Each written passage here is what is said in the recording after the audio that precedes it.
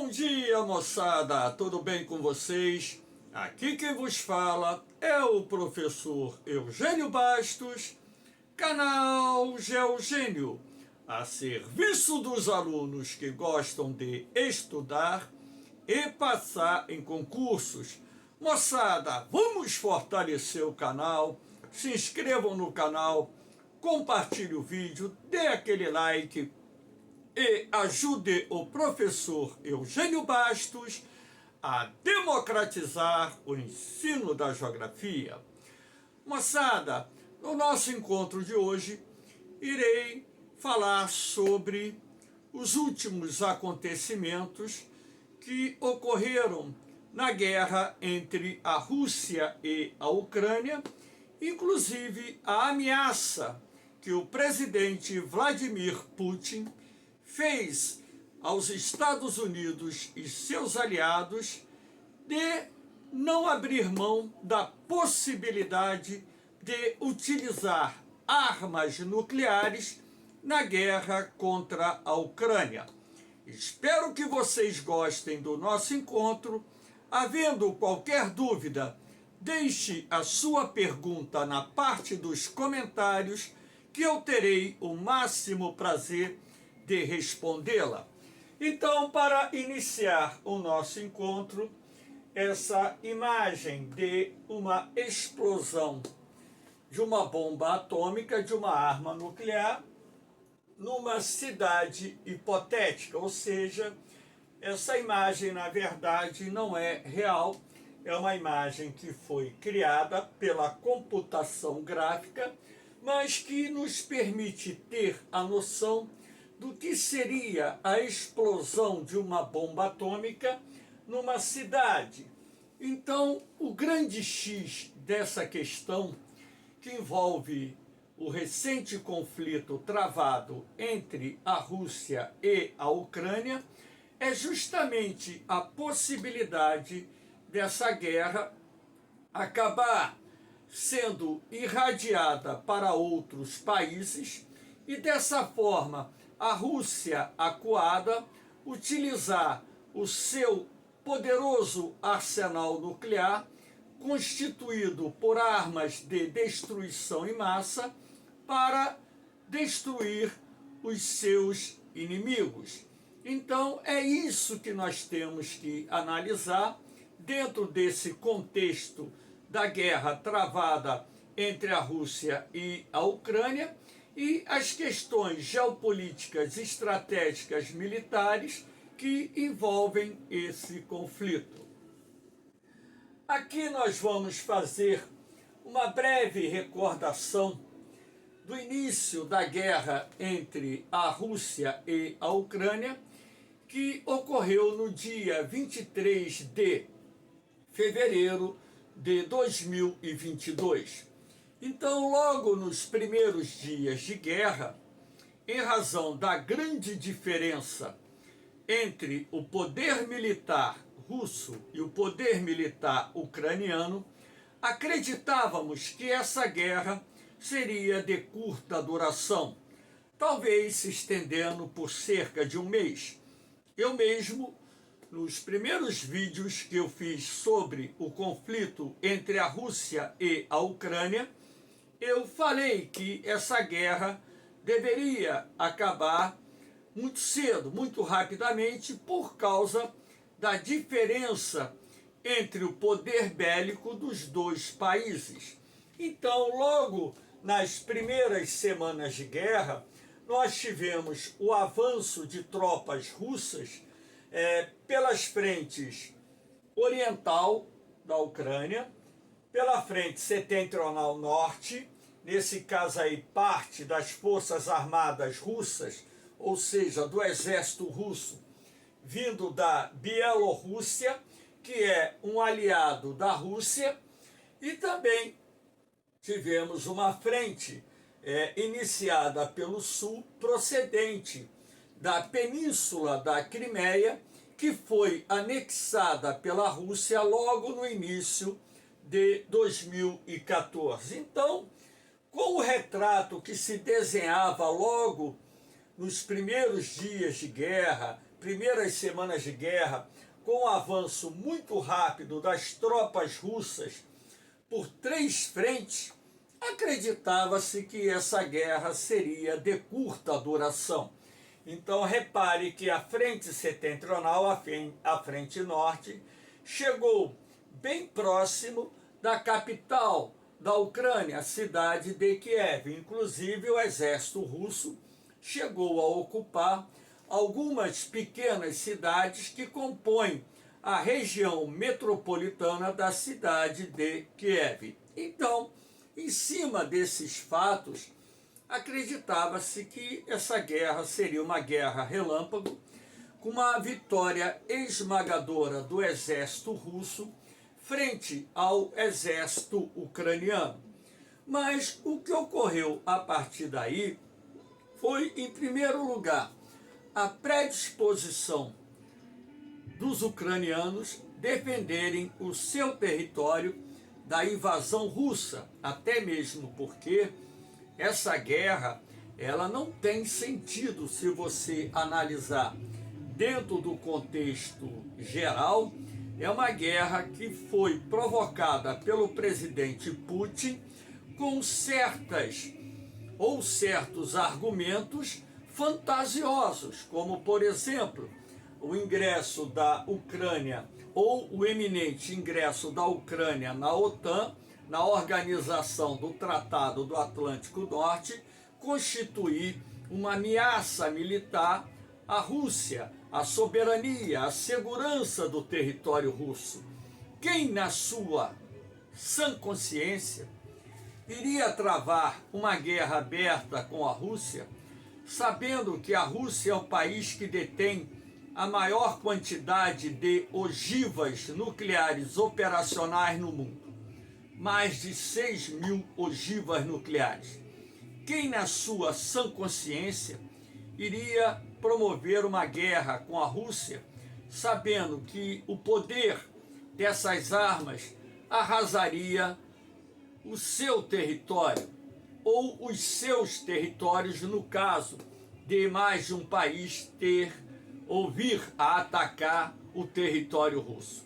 Então esse fato, ou esse argumento de que a entrada da Ucrânia ameaçaria a segurança, a soberania da Rússia, é, na minha concepção particular, uma tese totalmente inválida em razão do poder bélico existente na Rússia.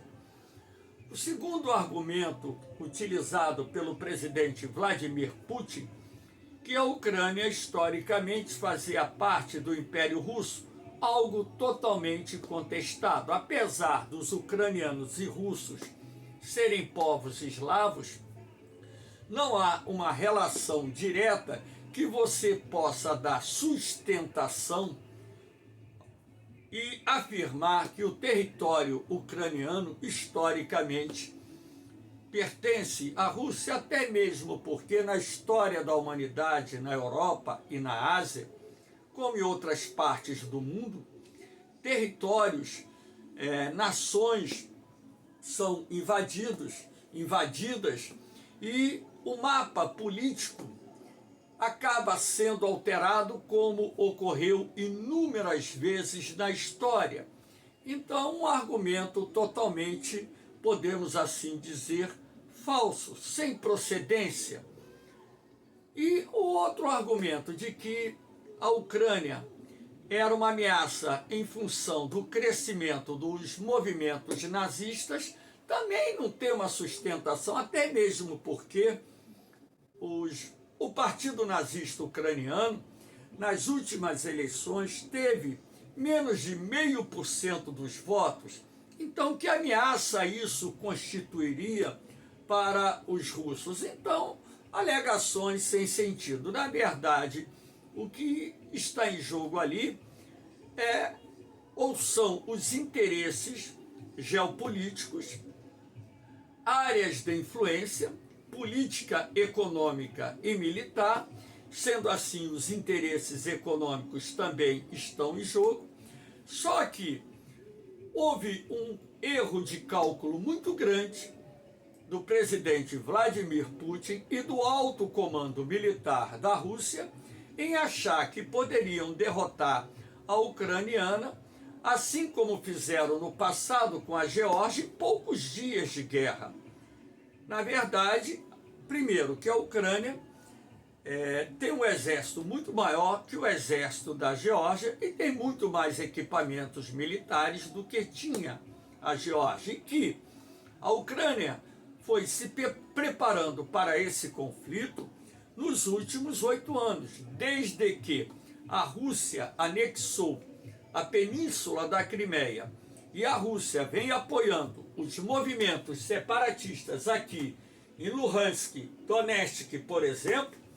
Ora, o presidente da Ucrânia tinha plena concepção, assim como o alto comando militar ucraniano, que a qualquer momento haveria um conflito aberto entre a Ucrânia e a Rússia, razão pela qual as forças armadas ucranianas foram progressivamente se reaparelhando, aumentando o seu arsenal militar, recebendo inclusive armas procedentes do Ocidente, e dessa forma, apesar da invasão no início da Ucrânia ter sido uma invasão muito bem sucedida, com os russos dominando uma parte considerável do território ucraniano em poucos dias de guerra, o que se viu com o passar dos meses foi uma resistência feroz do exército ucraniano.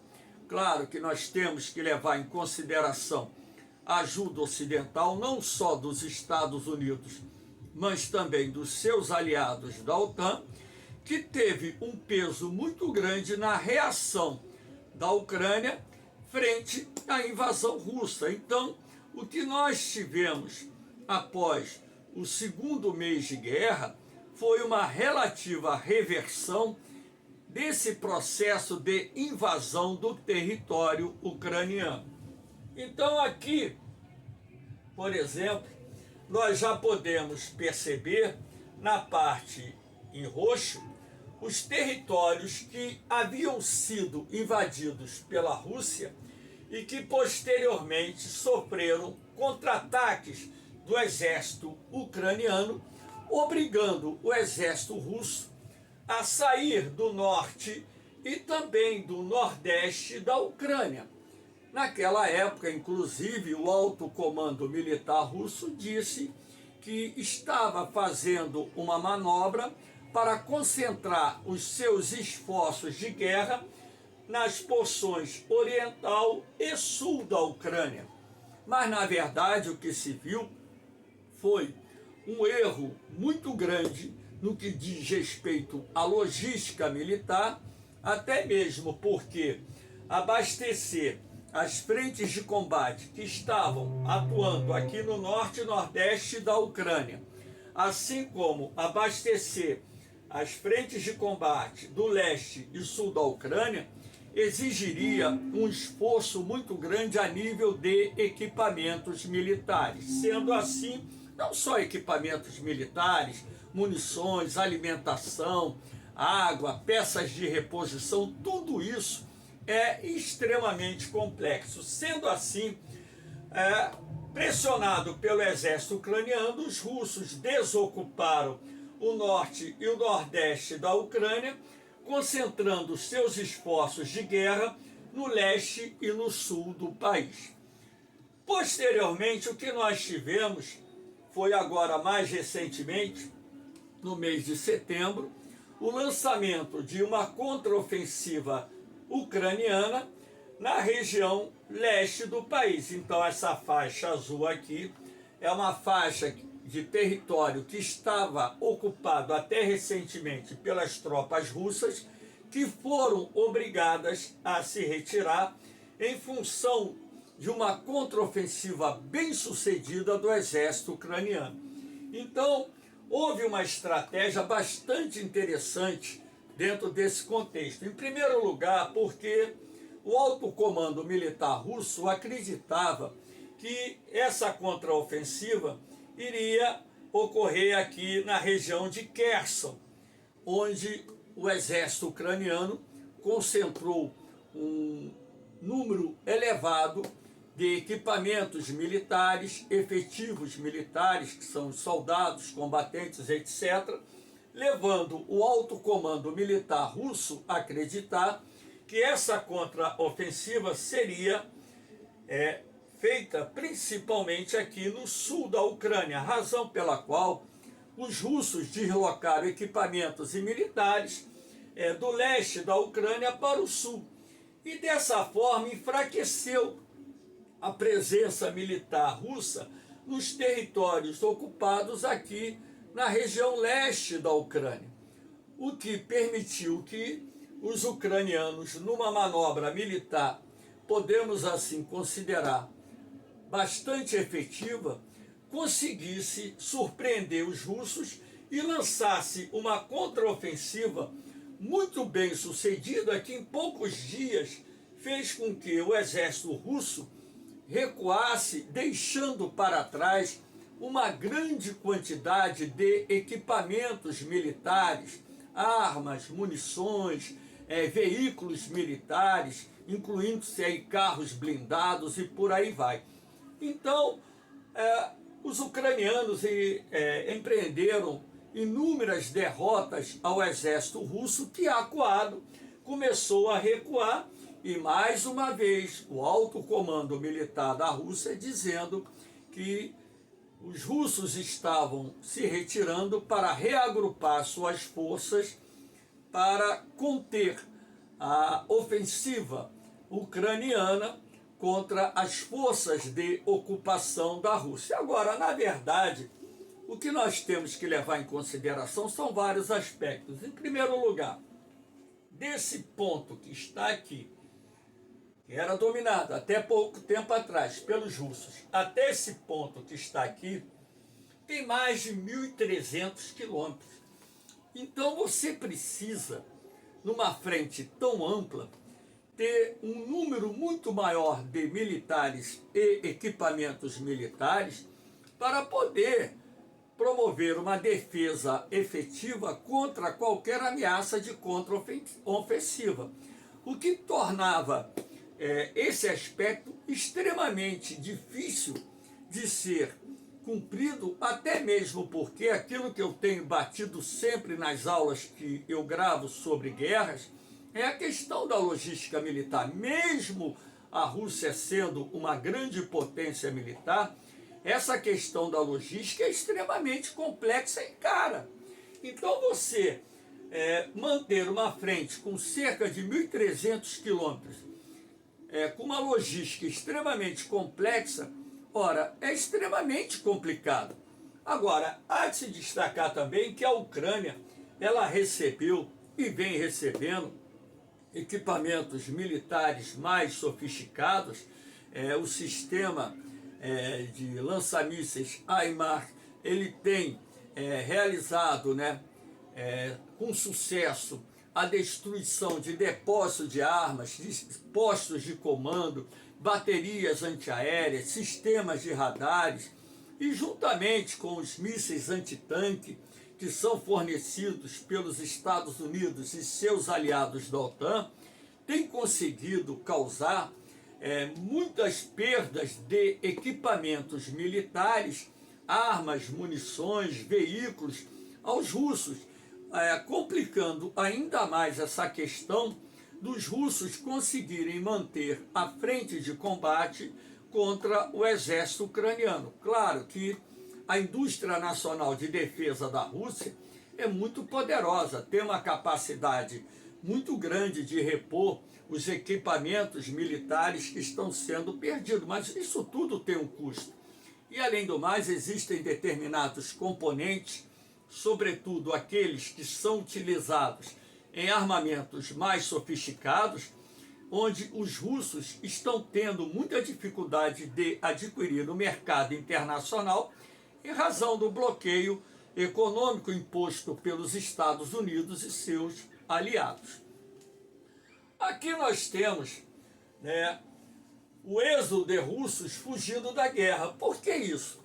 Agora, nessa semana, a aula está sendo gravada hoje, dia 25 de setembro. Então, no transcurso dessa semana, o presidente Vladimir Putin fez um pronunciamento à nação dizendo que o governo russo estava convocando 300 mil reservistas.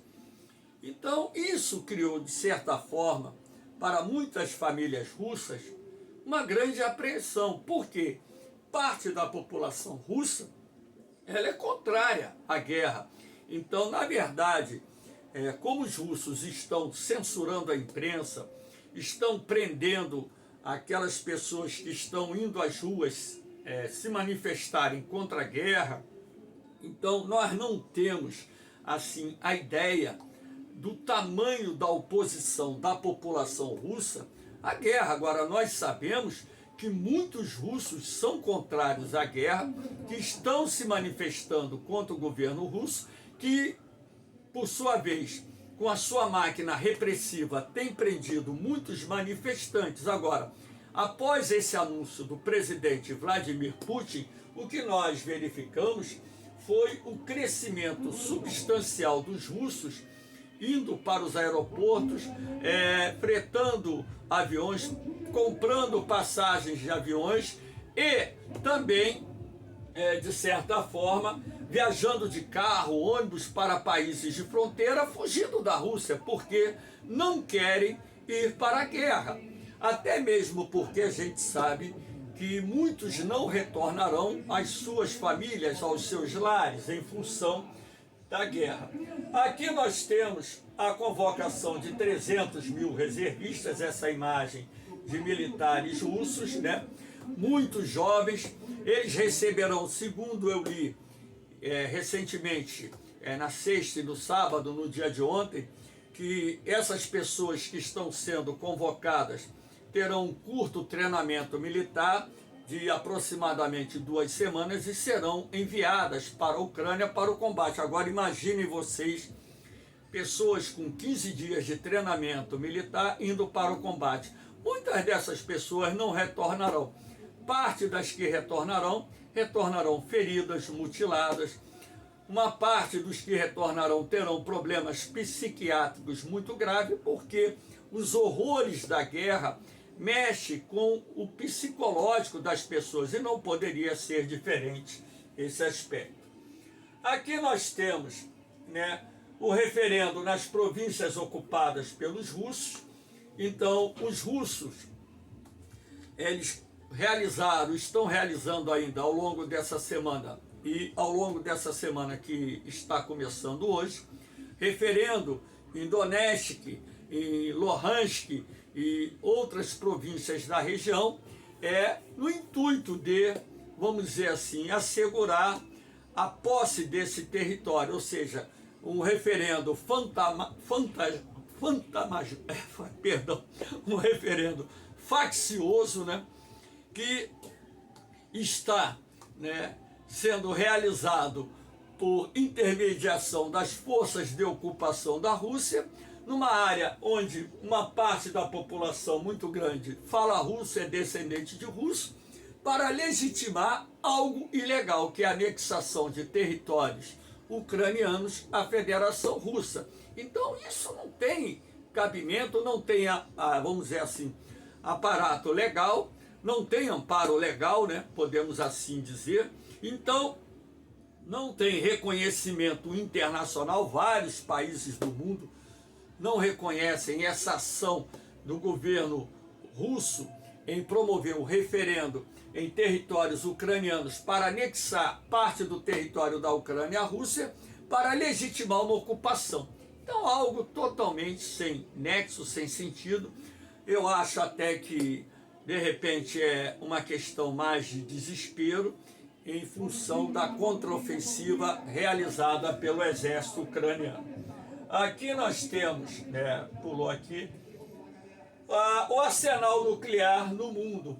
Por quê? Eu estou colocando esse gráfico para mostrar a vocês que a Rússia é o país que detém a maior quantidade de armas nucleares. De acordo com esses dados, 6.255, os Estados Unidos em segundo lugar com 5.550. Agora, se você somar todo o arsenal nuclear que existe dentro dos países que fazem parte da OTAN, esse arsenal nuclear rivaliza com a Rússia.